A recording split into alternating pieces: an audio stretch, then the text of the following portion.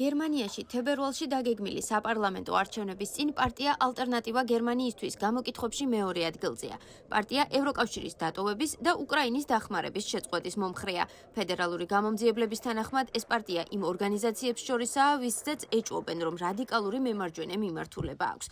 თუმცა მისი ლიდერები ამას უარყოფენ. გერმანიის მომავალზე კომენტარი ამერიკელმა მილიარდერმა დონალდ ტრამპის გარემოცვის ერთ-ერთმა წევრმა ილონ მასკმაც გააკეთა. მისი თქმით, გერმანიის გადარჩენა მხოლოდ ამ პარტიას შეუძლია. პარტიის ლიდერი მას საპასუხო ვიდეოთი გამოეხმაურა. ძვირფასო ილონ, ძალიან დიდი მადლობა ამ განცხადებისთვის. ალტერნატივა გერმანიისთვის მართლაც არის ჩვენი ქვეყნის ერთადერთი ალტერნატივა. მე თუ მკითხავთ, ჩვენი უკანასკნელი შანსი.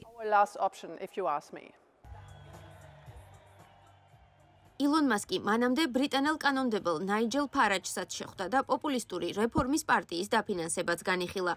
რამდენიმე გერმანელმა კანონმდებელმა ალტერნატივა გერმანიისთვის პარტიის მხარდაჭერის გამო ილონ მასკი უკვე გააკრიტიკა. თუმცა კანცლერმა შოლცმა თქვა, რომ აზრის გამოხატვა დემოკრატიის ნაწილია. სიტყვის თავისუფლება მულტიმილიარდერებსაც ეხება, მაგრამ სიტყვის თავისუფლება ასევე ნიშნავს, რომ შეგიძლია თქვა ის, რაც არ არის სიმართლე, ან არ გულისხმობს კარგ პოლიტიკურ რჩევას.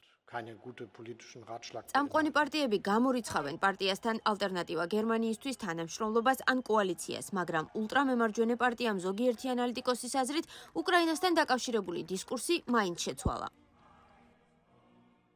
ეს იმ კუთხით მოხდა, რომ წამყვან პარტიებს ახლა ნაკლები შესაძლებლობა და სურვილი აქვთ ღიად ისაუბრონ უკრაინის მხარდაჭერის სასარგებლოდ, რადგან ეს პარტია სწორედ ამ ყველაფრის წინააღმდეგ ატარებს კამპანიას. რუსეთის სრულმასშტაბიანი ომის დაწყებიდან დღემდე გერმანიამ უკრაინას დაახლოებით 11 მილიარდი დოლარის ღირებულების იარაღი გადასცა.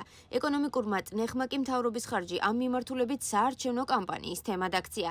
კანცლერ შოლცის სოციალ-დემოკრატებს სურთ ატიონ შეზღუდვები მთავრობის მიერ სესხის გაცემაზე, ნაწილობრივ უკრაინის მხარდაჭერის დასაფინანსებლად. გამოკითხვებში მოწინავე ქრისტიან დემოკრატები ფრიდრიხ მერცის ლიდერობით მეტ სესხებას ეწინააღმდეგებიან. მე არ ფოკუსირდები ქვეყნის ეკონომიკურ პოლიტიკაზე ან ახალვალზე, მაღალ გადასახადებებზე ან გადანაწილებაზე. ევროპაში არსებობს შიში, რომ დონალდ ტრამპის ლიდერობისას უკრაინის დახმარების პოლიტიკა შეიძლება ვაშინგტონმაც შეცვალოს. თეთრ სახლში დონალდ ტრამპის დაბრუნების შემდეგ გერმანიის მეტი ლიდერობა და მეტი დაფინანსება იქნება აუცილებელი. ვალის დაფინანსების გარეშე კი შიშობეს შესაძლებელი არ იქნება. დონალდ ტრამპი გამუდმებით მოუწოდებდა ნატოს წევრ ქვეყნებს თავდაცვაზე მეტი დახარჯონ. სამთავრობო ფინანსების ხარჯვის თაობაზე მეტი ყურადღების ფონზე ანალიტიკოსები ფიქრობენ, რომ გერმანიის მომდევნო ლიდერს ქვეყნის შიგნითაც ბევრი გამოწვევა ექნება და მის საზღვრებს გარეთაც.